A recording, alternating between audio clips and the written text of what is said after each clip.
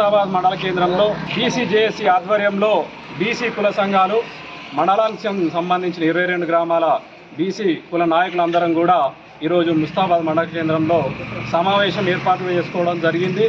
మన రాష్ట్రంలో 42% రిజర్వేషన్ అమలు చేయాలని చెప్పి మన ఇక్కడున్న స్థానిక ప్రభుత్వం ఏదైతే కోరిందో దాన్ని హైకోర్టులో రెడ్డి జాగృతి వాళ్ళు సవాల్ చేస్తూ ఈ 42% కొట్టివేసే విధంగా ఈరోజు ఫార్వర్డ్ క్యాస్ట్లో ఉన్న కులాలన్నీ కూడా ఐక్యతగా అయి ఈరోజు బీసీలకు రావాల్సిన హక్కుల్ని కాలరాసిర్రు.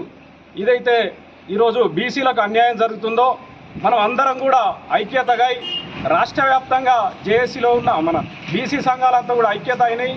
ఈరోజు మండల కేంద్రంలో కూడా మన బీసీ నాయకులమంతా ఐక్యత మనకు రావాల్సిన హక్కుల్ని పోరాడి సాధించుకోవాలి.